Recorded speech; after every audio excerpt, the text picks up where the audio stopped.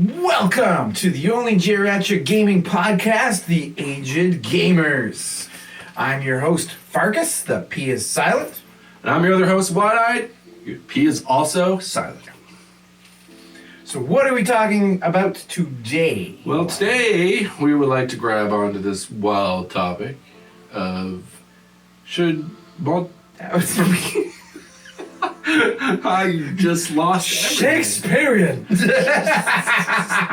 Fine. The eloquence. The topic today. Okay, hold on. I'll get it right. Get it right. All right. So the topic today, people, is whether or not every game you play and spend money on should these games only be open world. It seems like we are living in a world where the only world is an open world. But do we want other worlds? That is the question. That is the question. And my answer is wait. Oh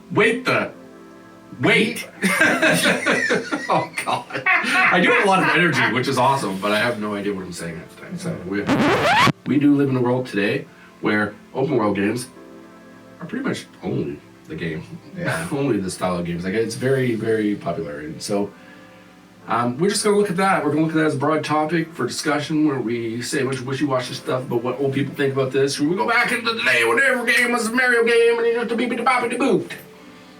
That's personally my opinion. Spoiler alert. We don't need to go through anything else. We're done. Episode, whatever number we are. Post-Cove. Post-Cove. Yes, we are also Post-Cove, so we would like to welcome you back to this podcast. In case you've taken a brief hiatus, hopefully you've come back, re-energized. We certainly have. We are awesome and ready to go. And with that note, sit back, relax, drop us a like. If you like podcasts about gaming, if you just like gaming, because we will be doing more of it. We have all kinds of stuff coming. We're doing Let's Plays, we're doing reviews, we're doing random stuff. We're doing a lot of random stuff. Then every now and again, we'll do podcasts about random stuff. And hopefully you'll enjoy it. So sit back, relax, subscribe, comment. I always get this. Like. Yes, do that. And ring a bell, ring-a-ding-a-ding. Press all the buttons except the dislike. Don't hit that one. It's okay to never hit that.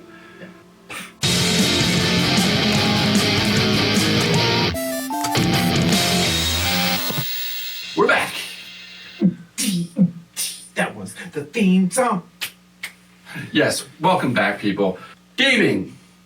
Things. What have you done with my linear stories of awesomeness? Yes. You've taken them away from me, and I didn't even know I wanted them back, but I do. Well, this is a hot take, and part of the reason that I think we're discussing this is my frustration with open world games, because it seems like every game ever that's coming out these days has to be open world. Yeah, and even games that weren't, like, traditionally are just now being like, this is the way. Like, what's some examples like that you can think of that maybe games that weren't, that became open world? Well, Zelda is an example. Well, it's actually, no, I can't say that, because Zelda always Might have been the was. original. Yeah, it might have been the original, the OG open world game. So it's not fair. But Mario went open world a little bit to some degree with Odyssey. Although it's arguable that it went open world with 64. Sonic. And in fairness, I don't think many people like the open world Sonic games. But No, usually they get a lot of clapback for that, because people like their traditionally 2D Sonic stuff. So. This is where the precious stone was. It's the crystal that created this world. Precious stone? In terms of the open world, like there's this mentality of like sandbox, like you never want to leave the game, sort of game. And this topic kind of came to fruition recently. I've been playing a lot of Assassin's Creed Valhalla, which is a good game, but Asterisks. Many asterisks. it does this thing that kind of annoys me, where it just kind of assumes you always want to live in this world forever, and it just kind of gives you no sign of how to actually beat the game if you want to just go straight for beating the game. And I'm the kind of player that I want to beat the game. Like, I want to beat the game. I want to see the ending. I want to finish the fight. I want to, shoot the last boss in the face. So is that the problem? Is that just the problem? What is the problem? Like, honestly, like, if you were to frame this as just, what do you think the main crux of the problem is with this? Like, because clearly it's taking over. It's Yeah. clearly popular enough to take over. But like, what is the problem in your mind, just generally, like speaking? Well, there's this weird fear of linearity, I find. Like, I feel like linearity has become kind of like a four-letter word when it comes to video game design. And we actually talked about this, how, like, the newest Devil May Cry 5 just really didn't even bother with the open world stuff and just shot for, like, mission-based. You play mission 1, mission 2, mission 3, you beat the game. Yeah, okay, it's longer than 3 missions. But you get the point where it's, like, beginning, middle, and end. And I find like a lot of the open world games they end up being beginning, middle, middle, middle, middle. Don't want the game to end. Middle, middle, middle, middle, middle. And the middle is not really the most interesting part. Like it's kind of it's nice to finish the novel. It's like a novel where like the end page is missing out of the book. I feel like is the open world. So what do you think like is the real crux behind that? Because it was very clear back in our day, back in the day, we had a world where they really wanted you to be able to finish the game. Like games were arcadey, they were small, they were short little experiences, and now we've got these giant epics that want you to stay in them forever. You know, there's like a monetization thing behind all this scheme. I know. I think it actually has to do with a lot of the success of games like Skyrim and you know, we talked. I think the best case scenario of this is like we mentioned Zelda earlier, where you know you're just exploring, and I think there is the benefit to that. But the problem I tend to have with that is linearity gives you a sense of accomplishment. Like you have a beginning, middle, and end, and you know there's a little bit of a challenge there to get to the end. But the challenge is just once you beat it, you've devoured the challenge, you've accomplished your goals, you finished the book. You can set it down and move on into another experience. Whereas, and maybe it's a part of like games as a service, but I don't feel like it's really necessarily a monetary thing because companies aren't necessarily making more money. I suppose you could say if they keep on adding DLC to make the open world bigger and bigger, which you know, it does happen. I wonder if it will change because, like, to me, the biggest problem from all this is the fact that okay, so when we were younger, we were kids, and then obviously the mentality of like trying to keep that as the demographic to some degree, you know, I think invites the idea that you know there's all this expendable time, and I think as what's really happening though, for at least a giant portion of gamers, because let's face it, a lot of people like us grew up and now we're in our 30s or 40s, and we're playing games still, and the demographic has changed. We are people who don't necessarily have all the time in the world, and so I think that is essentially summarizes the problem. I think the biggest problem is the fact that, you know, you have these companies that are just, for whatever reason, vying for so much of your time by not really giving you anything of substantial worth. Like, fetch quests give me nothing. They give me zero things. There are circumstances, and I'll try to go through this after we're done this, about like maybe games that maybe do it right. So we can say, okay, other companies try to mimic this, because I feel like there are games that are open world that I think do it right or have done it right, and you know there's various reasons for why that is. But like the ones that do it wrong tend to be, like you say, they have a beginning, a middle, maybe an end. There's for some weird reason they want to trap you in like fetch quest hell, and I don't really know why that is. I know why some of them are like gotcha games. Like let's go into some examples of bad ones. Like for example, I'm not saying Genshin Impact is necessarily a bad game. I actually really liked it for a while, but eventually got really tired because the gotcha elements started to wear me down a little bit, and like the repetitiveness, and because really what's there is pretty thin in terms of experience. It's good, but it's thin.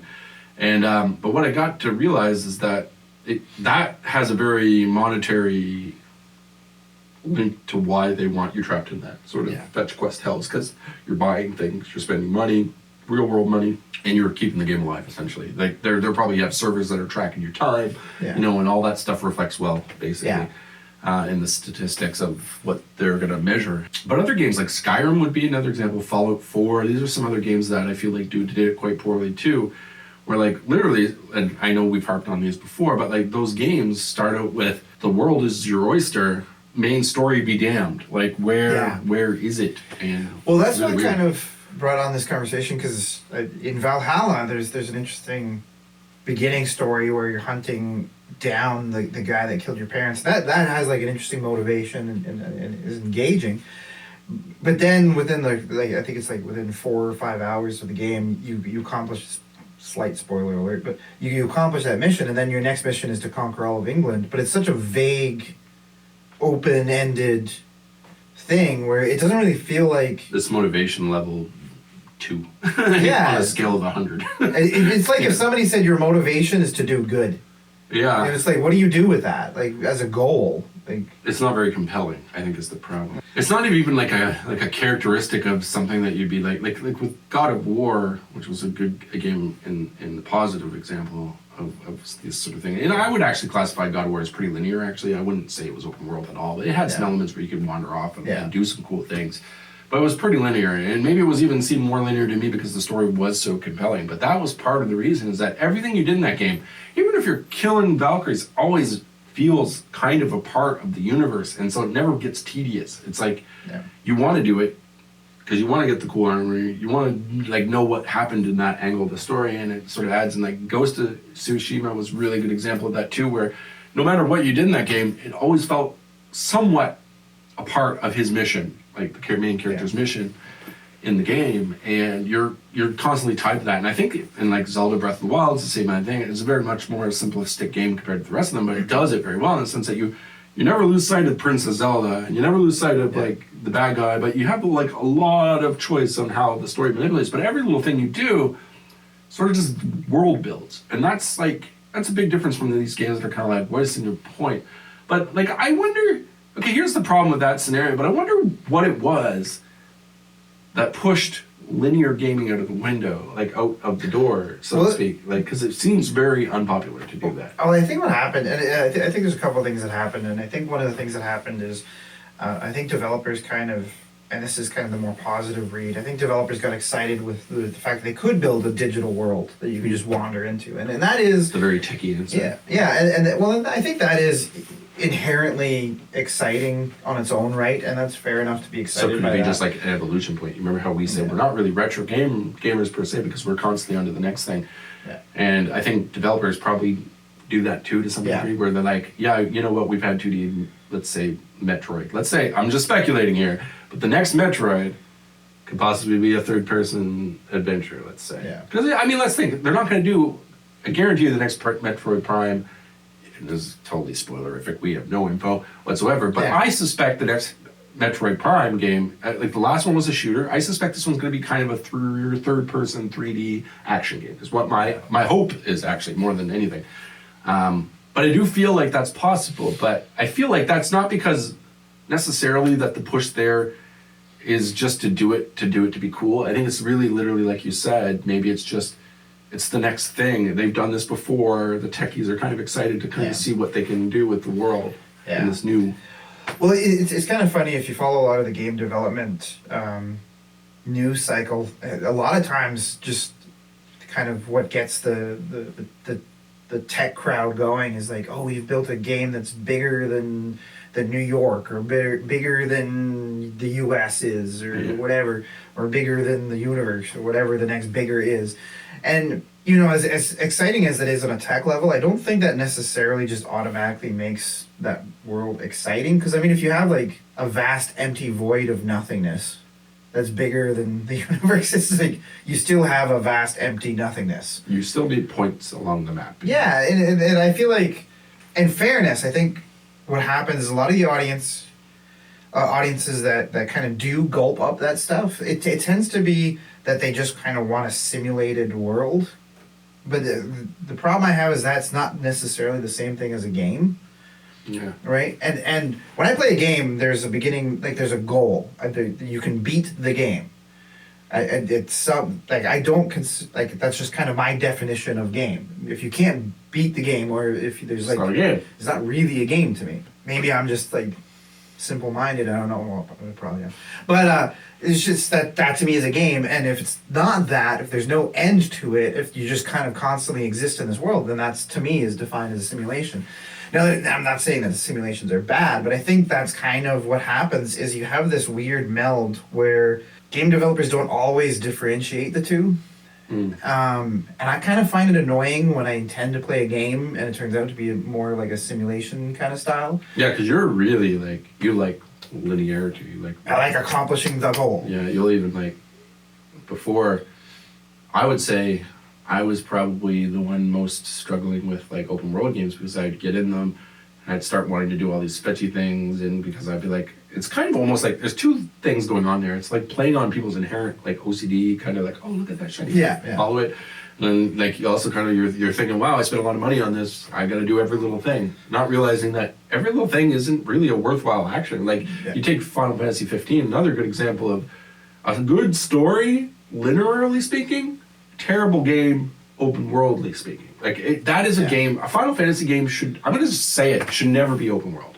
I think unless you're making an MMORPG version, which then I kind of get it because like that's very specific targeted. Yeah. But every Final Fantasy needs to be a story. That's what it's about. Like it was literally story the game for all of its existence, and now.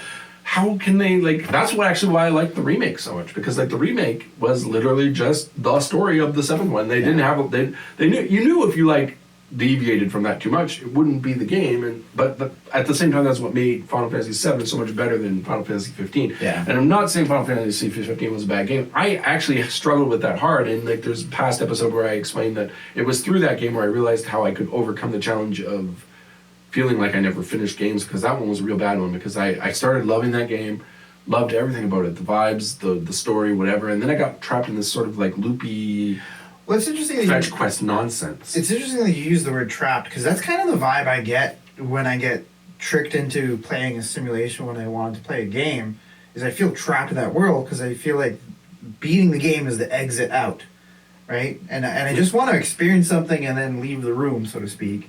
And Experience something good. yeah, right? and you know, these games can kind of trick me into existing in their world for a little longer than I intended by Which is being fine compelling. if you like it. That's a fine thing. Yeah. Like there's lots of instances where I get tricked into a world and like, okay, like Ghost of Tsushima did that to me a little bit, where I was like, I expected to play the game through just the main story, beat it, and be done. But I actually didn't get tricked. I actually fell in love with the game, so I searched out a lot more things in that game than I normally would, and I'm okay with that scenario. But these things are kind of subjective, and there's some games that just don't have that as the natural ebb and flow of things. They're trying to purposely pull you in for 200 hours extra. Like Fallout 4, literally, the story just disappears. The main story is gone. And Yeah, you can't. Well, and I've had the experience with Fallout 4, and I've had this experience with Valhalla, where I can't actually figure out which is the main mission and which is the side missions, just by design of the game. They've melded everything together in such a soup of missions that you can't just be like, okay, well, I'm just going to beat the game, and then if I want to do side missions here to level up or grind or just kind of fret around because I don't have enough time to do a mission, then I can do that. That's kind of the best case scenario. Like you can separate the two, and when you can't separate the two, it feels like, to me, like you've played VR, so you can imagine this scenario. Imagine getting hooked up into a VR headset, and then when you start to feel done with the game because you're getting nauseous, you find you can't actually remove the headset. It's stuck on you. You're in the game now forever. Yeah, well, it's kind of like, I hate to say it. It sounds like a very negative thing, but it's kind of a hellish experience when you get trapped in that. Yeah. And there's a weird transition going on in the world right now, in the world of video games, in the sense that you have like those games, right? And I feel like open world is just the new thing. Like you said, it almost feels like a buzzword right now. It is. But it's to the point where it's like, it is the new technology. It's the new, it's the most complicated way to deliver some of these things, right? Like 2D experience is just that. It's meant to be a game. You can always tell that those games are games. But these open world things are more about experiences. They're more like, yes, they are games in a lot of instances, in a lot of ways, but they are also experiences, because they're trying to bring you into the world of these characters and give you different things, and things that like 2D could really never offer. Like, and not that they even try to, and that's not even the goal.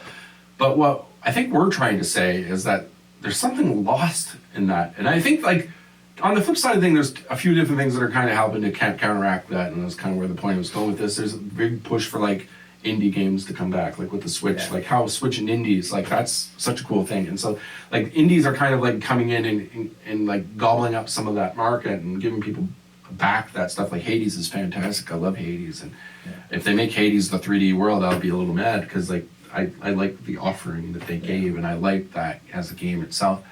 And I think like there's other ways that people have combated it too, even within the same technological realm. So you look at games like you said, like Valhalla is a very modern. I can't speak to that. I haven't played it, but like I trust your opinion. I think like that's a very good modern example because I do know that other Assassin's Creed games, they lost me in that thing. That's the same general vibey thing. They're very happy to just be like, the world's your oyster, go assassinate a pigeon, do whatever the hell you want to do. And so like, but there's also a counterbalance to that in the same archetype of games. Like if you look at like God of War, for example, or Last of Us 2. Here's games that are kind of like... Dog Becky. One rebellious. Little rebellious part. Within the same archetype, there's kind of an answer to this push, which is interesting to me. So like you have open world games, they're completely open, they want you to, you know, go fetch a cat out of a tree here, pick an apple over there, do whatever. It's all whatever random stupid thing that makes no sense they have. But there's also this kind of like counter pushing the same. Like so we have indies kind of like still representing the good old fight, and you have things like Devil May Cry 5 2, which is kind of like picking up the mantle of like their old style games, but also kind of in a new progression. But there's also actually within that archetype something going to happen with God of War, for example, Last of Us 2, where you have these games that are kind of a vague open world. Like they play with it a lot, they give you kind of a world, but the world's not like a complete map like Witcher. It's more like you have a whole street. You know what I mean? Like, but there's still a linear path that the game. How you get through that street is up to you, but but like that, there is a path, and there's a compelling story, which is also one of the major differences between all of these games, between a good version of this game and a bad. And you know, the sad thing is with Final Fantasy 15, what was really weird about that and put a really weird taste in my mouth for that experience was the fact that, you know, Final Fantasy is a story game. That's what these games are about.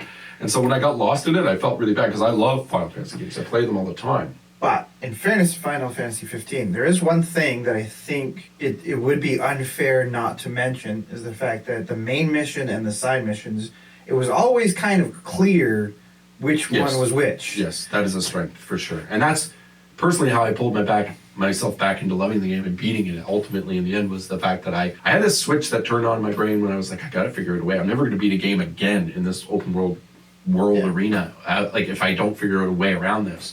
And I mean, if you want more tips, I think we have another podcast about specifically things that we've done to kind of challenge the backlog. Yes. But like one of the things was just to ignore the side missions. If the game's side missions really aren't that interesting, just ignore them. Just go beeline. Especially most games will try to make that possible. They might try to pull you away, obviously, because they want you to stay in the world longer and appreciate it. But like Final Fantasy 15 is a perfectly good example. As soon as they put the side missions aside, I just played the main mission. I loved the game again, and I beat it, and I was happy. Yeah, there's the feature in Valhalla that bugs me, and it happened in a few other games, and I'd have to dig deep to really say which games have this explicitly. But one of the frustrating things about Valhalla is they don't separate main mission and side mission to the point where like there's this part in the game where you beat like you beat the main the kind of the father killer story arc, and then you kind of the game opens up and your next goal is to just beat England. And so you land on England's shore, and then you beat it. Well, no. What happens is they give you a map, and they say, "Okay, well, put your where you want to start." And so you put the knife down where you want to start. And in my head, I'm like, "Okay, well, I've started the England beating mission." So I beat the first area, and then it didn't tell me what to do next. I'm like, "Okay." So I went into the menu, and there was nothing that said side mission, main mission, and it just had a bunch of random stuff. So I'm like, "Okay." So I just found the nearest quest and started doing that. That seemed like a main mission-y kind of thing. I started doing that and kind of got lost in this fetch quest where I kind of built this potion and ended up being in a part of Valhalla's world that I won't necessarily spoil for people. But you basically take this potion and you dream yourself into another world. And then the end of the game is... And then the end of the game is I don't know because I haven't beaten the game yet. But the point being is that I thought all of this was the main story, and then I got stuck, and I couldn't figure out how to progress. And then I started looking up online how to progress, and they're like, yeah, you're on a side. This is an optional side mission, and I'm like, well, what's the main mission then? And I could not even googling it. I could. It's like, well, these are all the missions you do, and it's like, well, what is the main mission? Cardinal sin, in my opinion. That feels like a cardinal sin. It kind of was what happened to me with Red Dead, the original, and I never played 2 because of my experience with 1. And I do understand that these games are beloved games, and that like. You know, even the Assassin's Creed, like, series, so we're not, like, trying to poo-poo that. There is experiences in these games that I think are valuable, but, like, what we're trying to really enforce here, people, is the fact that you do need narrative pulls. And hopefully, I'm thinking Red Dead 2 has one that's a little deeper than 1. I feel like 1 was kind of thin. The game was interesting, like, in terms of gameplay mechanic style, and, like, I did like the slow down, like, the gunplay, and even some of the side missions were fun to figure out, but like it all didn't tie into the world very sensibly in my sense, and there was never like I said with Last of Us 2 and like yes, I'm a convert now. I love you, Last of Us 2 people. Those games had just such a compelling pull. Like the story was just always so good that like no matter what, you were going to go through that mission. Like even if you side missions, like you know, a lot of the side stuff in Last of Us 2, for example, is a lot of like collecting because you're in the apocalypse, so you're trying to like scrounge, and so you're doing all these little side things to get more stuff, and that honestly feels like part of the world and part of the game. It's very intuitive, and to like so you never get popped out. I think some of the things like that suck so bad is when it pops you out, and like you're so like you said, you have no way back to a main mission. That's the terrible aspect. Like that's what happened to me. I remember like I got so lost in the first Red Dead, or just maybe not even lost, but just so it was so open without real purposeful direction. That like I remember sitting down in the saloon and playing blackjack and getting lost, and just like I lost time, 3 hours of my life to that, and I'm like, what? Why did I do this? What's the purpose? And then I tried to look back at the mission, and it's so implausibly buried in nonsense that I even like questioned whether or not it was even worth it. Yeah. Like whereas like you play Last of Us 2 or you play God of War, or you play one of these other games that are just so impeccably designed story wise, you never question why you're going to go forward. You're going to go forward because the story's fucking good. Well, I think that's the distinction, and it's a very subjective distinction, but I think it's a distinction that developers have to always keep in mind is I don't just hate my time. I don't want to just kill my time because I hate its face. Like, I want to have a meaningful experience. I don't want to just fetch berries for 3 hours because that's what the game says I have to do, because there's nothing compelling about fetching berries. Exactly. Maybe you love berries and you're a berry enthusiast, and that's just your thing. That's why I say it's extremely subjective, and if that is your thing, go to town. That's a mushroom, not a berry. Hey, true story. Could be a thing you fetch. Yeah. Anyways, and you know, I don't want to try to argue that, you know, if you enjoy these games, you shouldn't. I'm not saying that. You know, if that's your thing. If collecting things is your thing, you will like all these games, and you can just ignore whatever we say. Yeah. Because they feel like if you're a collector of things, just like a person, I gotta collect all the things. I love collecting. You probably play Pokemon. You probably love Animal Crossing and all these crazy games. But like, generally speaking, most people, I do think a lot of people have a little bit of that in them, because there's always a little bit in that, and it pulls you right into doing certain things in games. But like, to just prey on that exclusively feels like such a cheap mechanic. Like, no, your ultimate goal isn't to just trap me in a world of collecting nonsense. Your ultimate goal is to give me a story that's deliverable. Now, I know that that's somewhat controversial, because you can look at a game like Animal Crossing, which is hugely successful, and say, yeah, okay, its goal is to like trap me into the world of collecting, because that's time killer. It is a time killer game, but those games are different too, and in the sense that you know what you're getting into when you buy that. When I bought Red Dead, I thought I was getting a story. And it's the bait and switch that bugs me. If Assassin's Creed, and in fairness, I kind of went into Valhalla kind of assuming it had a little bit of that. What I found was the bait and switch was, and correct me if I'm wrong, but I kind of remember the main storyline and the side missions always being kind of a clear delineation in the Assassin's Creed games, at least more so than. I think maybe more so in really the early ones. Like there was definitely a departure, I want to say, around Syndicate, where I stopped, because I was like, this is just so much of the same and repetitive. And so I never, like, Black Flag was really cool. Yeah. Because it changed up a lot of things. Not to say that there wasn't these elements there, but like I still think there was so much new that you could stay interested for longer. But now the games just feel like they're constantly dragging. And that's kind of the big reason why I didn't go for Valhalla. It's not that it didn't interest me. There are certainly interesting elements of these things. These games are interesting. But they need to find a way to not be so afraid to be a story. I think they're taking a little bit too much pride in being this open world kind of thing that you can just do whatever you want and make, and you know, and that Well, I think there's even a kind of a term of affection for the sandbox where you, it's too heavy to be that. Yeah, It's not that you shouldn't be proud of that, because they do it well. It's just you can't let that sort of take the goal of telling a good story away from it too. You have to think about the linearity. Here we are preaching, whatever. But like, it's true. Like as a customer, like that's what I expect. I expect a good story at the end of the day, and I expect it to be delivered to me in a fashion that's acceptable. Like I do not want, like you said, I actually like my time. And I don't want to sit there collecting berries as part of any mission. I have no fantasy that's built around that. Not one. Not one single thing. I go to the shopping grocery store to buy my berries. Well, what if That's somebody else pick. I guess there are people that still in the real world even like that. Yeah, and one of the things that makes me laugh, and it's such a symptom of this kind of thing, is how many open world games now have like fishing things that you can do, and like I don't. A lot of the calming stuff, I don't mind. Because like, but it's such a like. But it is weird. Like, and if it's just completely optional, then I really don't mind it. But don't make it part of the story. Well, what part of buying into a game called Assassin's Creed Valhalla, where you're playing a bloodthirsty Viking? Yeah, like it's such a random thing that doesn't fit into the world of the game. And again, it's a subjective thing. Like I don't necessarily have any issue with like the relaxation of fishing. It just doesn't fit into the.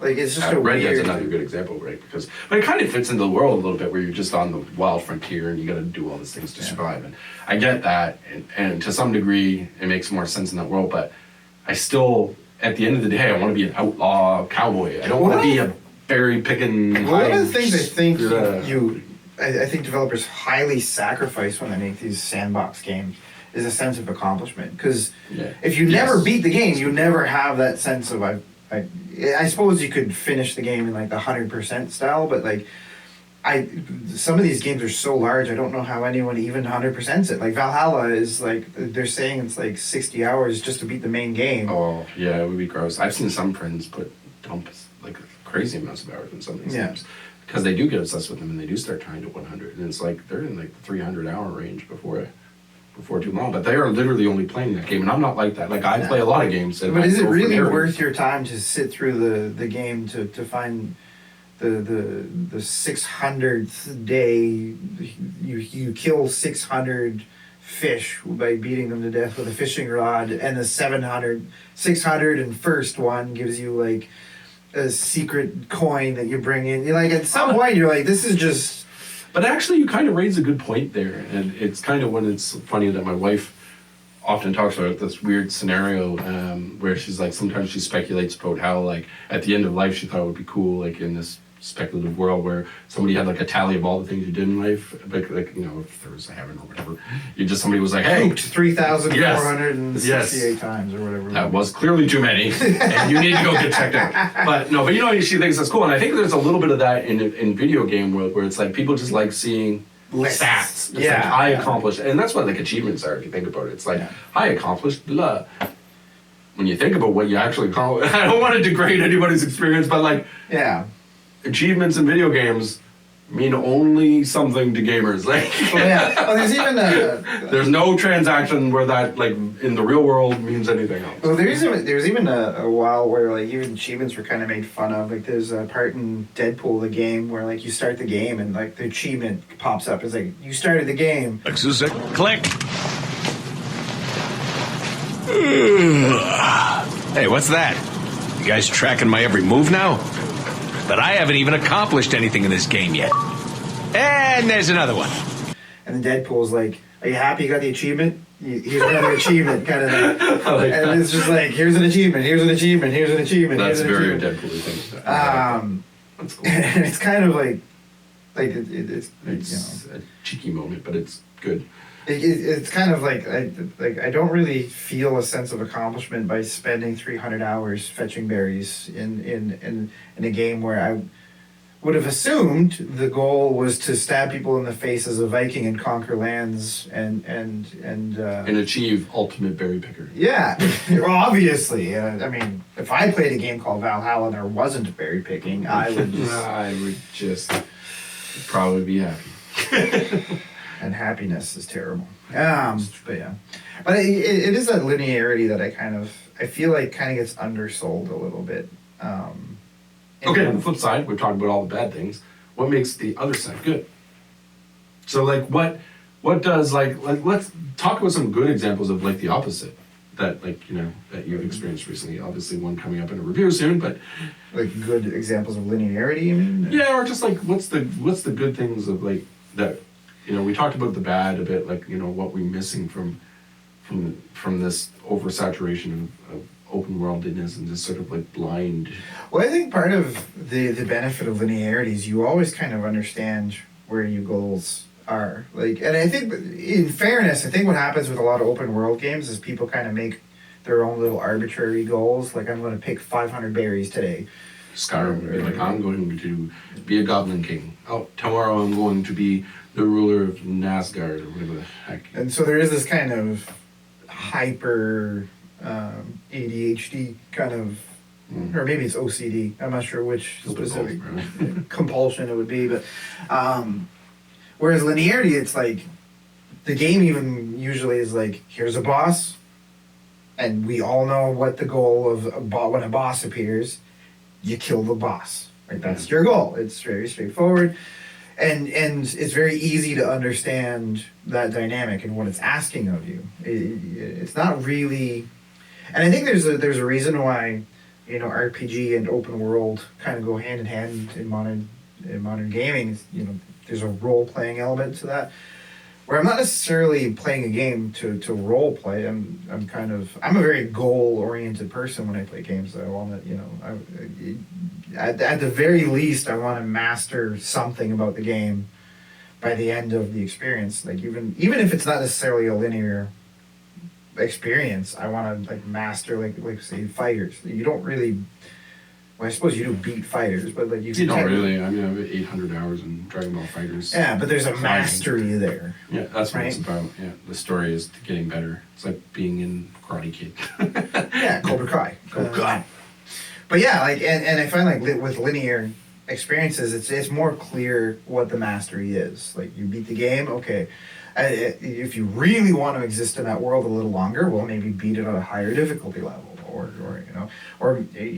And now that this is just a thing that we can kind of come to expect, maybe just beat the DLC that comes out next month or whatever. And it's kind of really interesting too, like how it affected just story in general, like to the point where I feel like this argument was also this narrative of open world. It has to be open world. Everything's going to be open world. It's kind of like also part of the reason why we saw eventually in shooters like the stories being peeled out of them, because there was a tiny bit of time there where like. I used to buy shooters, and it sounds silly, but I did enjoy the little 6-hour, 8-hour romp that they added, the action sort of, 80s cheesy movie thing, whatever. Yeah. I liked that, and I tuned in, I played that a lot of times, oftentimes just to play it, and then I'd go into the whole open world with my friends and do the thing, but like there's that one point where they clearly gave up on that, and they weren't even offering that. And I remember there being a lot of uproar about that to some extent, where people were like really upset, because it is part of the offering, but there's clear mentality around people don't want story. Yeah.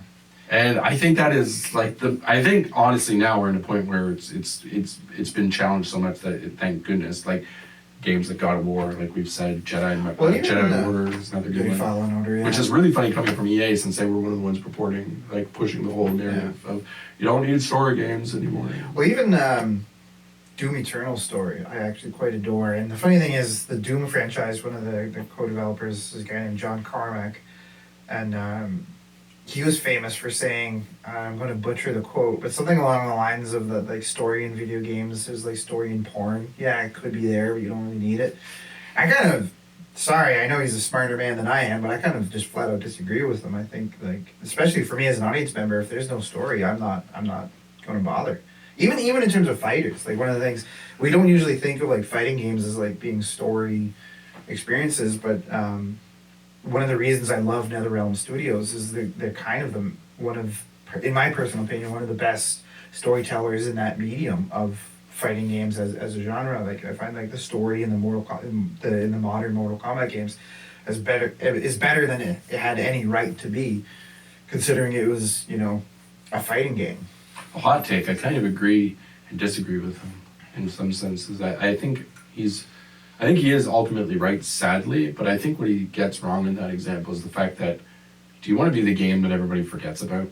Yeah. There's a lot of those, and or do you want to be God of War, remembered as a piece of art? Yeah. You know what?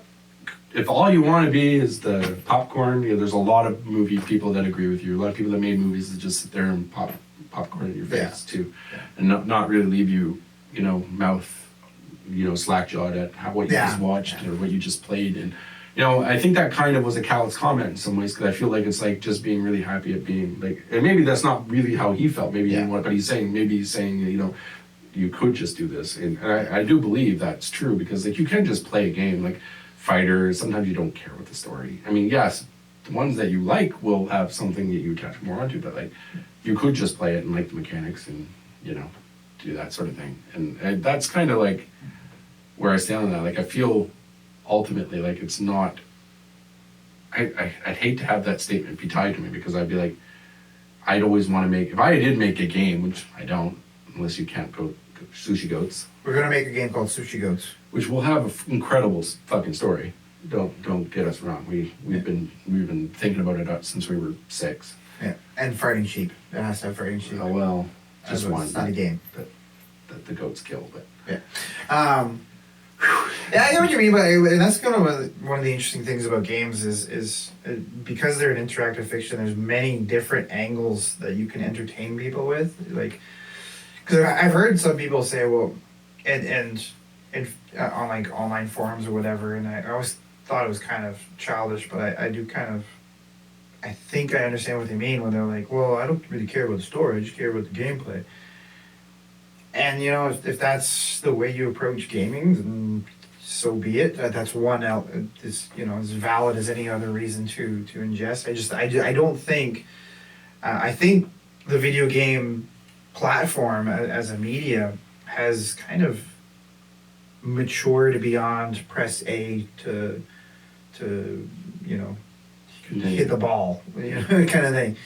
I think there's much more interesting things happening, but if that's if you want to, if that's what you hold on to, that's what you hold on to. If Pong is your jam, then by all means. I mean, I get it. Like, video games are so vast now that you can have all these different kinds of experiences. And it's true, you don't always have to have a giant narrative story too. But I'd hate to be in a world where the only push was for games that didn't have story, because I do think a good story, like some of my favorite shooters were like Modern Warfare 2 and things that had good story elements of games to play. They weren't these open world sandbox games that had no story. Those, like, I almost never remember any one of those. Yeah. Like, and remember the first time I played Modern Warfare 2 through. I love the story. And like, even if it wasn't great, the fact that it was a good story for that kind of game made it memorable to me. And there's a lot of games that are like that. Like, and I like for example, I love third-person action games. They're my absolute favorite type of game to play. And the ones that I remember had good stories. Like, they had compelling narratives.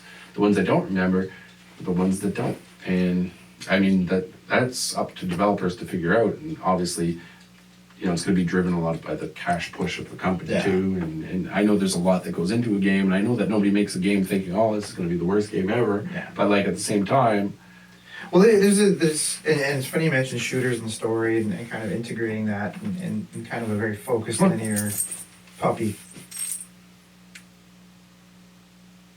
There's a puppy now. That happened. Oh, you just a good boy. You get some switches. So what do you think, Paco? But I think there's something to be said. Like, I remember playing Far Cry 3, and there's this moment where it was the first time I really felt like I played a shooter that questioned itself. There's a point in the game where, like, and for those who haven't played Far Cry 3, basically you play Great this game, by the way. It's a very You great should game. play it, like, right now. You play a tourist who kind of gets trapped into this political infighting, terrorist craziness when you just wanted to be on vacation. So you're just this schmuck that doesn't know how to fight, and throughout the game you kind of learn how to fight and learn how to defend yourself in this volatile situation just by virtue of necessity. Yeah, I remember that was one of the fun elements was not knowing or being very Yeah. underpowered at first. You were very underpowered, and there's this point in the game where you finally kind of level up your character, and you kind of actually Basically able Rambo. you're basically Rambo, and then you start like actually like fighting your way through everything, and you go and you save like one of your friends, and your friend's comments made me laugh because I'm like they kind of question the assumptions that you're making in gaming, where like you save your friend and you're shooting your way out, and she's like, "You're murdering everybody." Yeah. And there's a moment where you stop and look at yourself playing the game, and you're like, "Yeah, that's Yeah. what I did." That's what I loved about that game too. Like speaking of a game that is very iconic in my eyes was Far Cry 3 for the very reason. It was like one of the most compelling stories of all that series, and I feel like they've gotten it wrong more times than not after making that game. And not to say that all the other ones that came after were terrible games, I'm not saying that, but Far Cry 3 was by far the best. And I think it was Yeah, actually the most linear out of the modern games, and I think the linearity let it have moments like that, right? And it was not a linear game. That's what's crazy about it. Like it was far from It still was an open world game technically, but like it had like a story that was compelling and pushing you along, and a very very obvious main story. but very very good at the same time. So But it's and in fairness, like it's very rare that I'm like, oh man, did you play that side mission? Like, you collected all the berries. we've never literally talked about that. There's one time I have actually gotten excited about a side mission because it was a lot deeper of an experience than I thought. There's a moment in Cyberpunk, and I won't spoil too much. The game that shall not be named. Why do you speak of the game that shall not be named? It's too controversial, apparently. There's a moment in Cyberpunk where like I thought it was just a fetch quest, and it ended up being like this entire like car AI trying to That take was a over the cool world, mission. and it was a really cool, deeper than I expected experience. Those are the kind of moments where like I'm like I feel like they're getting it right because they're making the side missions compelling. As long as they build the world, that's all I care about. It's believable that you would be doing this stuff. Like, Yeah. it doesn't have to be like 100% believable, but a little bit believable. Like going and taking pictures of mountains when you're fighting whatever you're fighting in Final Fantasy. the end of the 15 world, felt but like click. it's really stupid. And you know, there's I don't know. Some games it feels a lot worse than others, and it felt really bad in the Final Fantasy game because those games you want to be injecting story into your veins. Yeah, plus like the storyline in the main mission of the Final Fantasy games. The side missions are kind of strange in that one because the main story is that you're basically like trying to save the world. But here, But only when you really wanna. yeah, well, that's the kind of vibe that a lot of this when I feel like they're not done right, what the side missions kind of gives you is like you gotta you gotta save the world from impending doom. But if you want to just collect eggs and berries and go fishing and play blackjack and save cats from trees and collect rocks, Smoke crack you know, or whatever, like. and do whatever you want. Whatever you want to check off the list, it's like such a weird combination of things that I don't really feel make sense together. No, I agree. So what are your concluding thoughts? My concluding thoughts is don't necessarily grumble your belly. Now, don't necessarily. If there's any video game developers listening to this podcast, I would say don't assume that your game has to be the most open world of open world games to be good. If that's your goal, then that's fine, but don't necessarily disregard the benefits of linearity, the benefits of kind of people understanding the beginning, middle, and end of your game, and how to get from point A to point B. Without kind of meandering along the way. I feel like there's certain people that are okay with meandering in games, and you know, I think those are the kind of people that are keeping those games alive. And I don't necessarily want them not to have that, but for people like me, I don't really like the feeling that I'm meandering in a game. I don't really like the feeling of I'm just, collecting checks on a list. Or if, at the very least, if I do like that sort of thing, just to add to that, I like knowing that it's the offering is that like Yes, MMO. yes. Like you're playing MMO, you know You kind of know that you're getting just into that. signing up for it. There's a bunch of micro stories that add up to something bigger. Yeah. And I don't mind that, but when I buy like a $60 game for my console, I expect to be told a story of some sort. Yeah. And there's more than just the 2-hour like time lane that you can't just say, okay, I got to bring every game to a 2-hour thing, or we'll have everybody unhappy. That's not what any of us look for.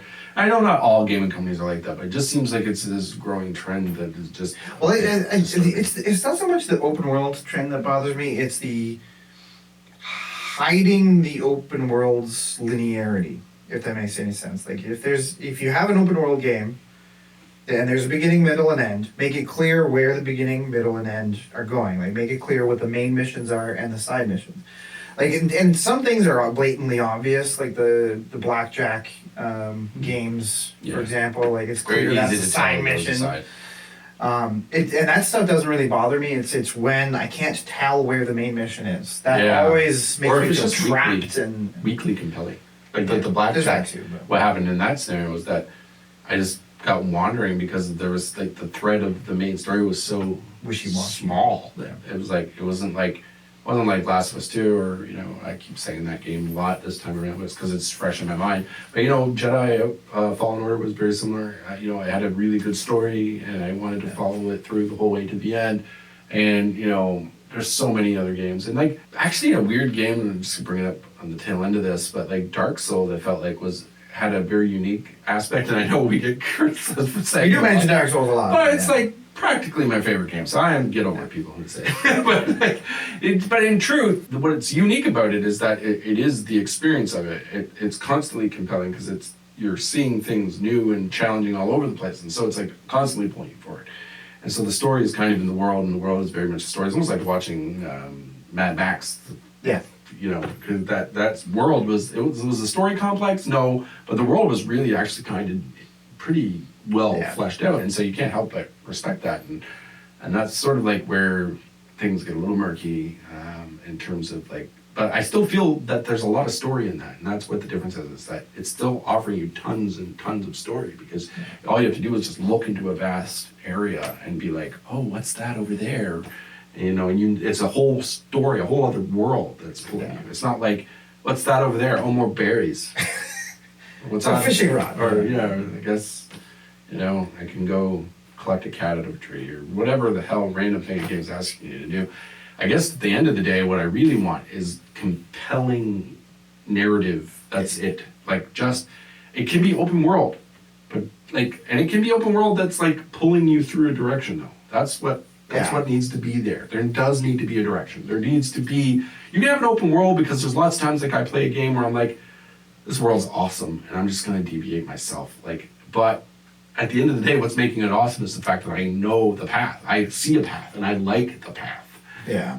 And I know that there's an end that's desirable because I want to know it. You know what I mean? And I don't like not wanting to know the end because guess what will happen? I won't play the end. Well, that's what happens with a lot of this stuff for me is when they have the middle. When I stop being able to see the end, I'm like, well, if I can't see the end, nothing there. Nothing there, and so I walk away. It's a myth. It's a lie. Yeah. The cake is a lie. It's a lie. So I feel dead memes. Oh.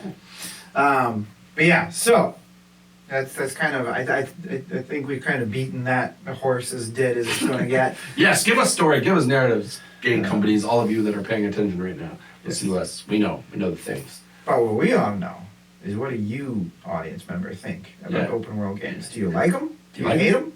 Do you actually enjoy fetching berries? Comment below. Do you actually enjoy Skyrim? Don't comment below because we don't trust you. Just kidding. We shit on that game a lot, but there's people. I actually have people like my brother-in-law that always teases me now about Skyrim because he actually likes Skyrim, so he's like, part of the joke. But yes, comment. leave us a like, drop us a like if you like this type of content. We do tend to do the old man get off our lawn thing at least once a week.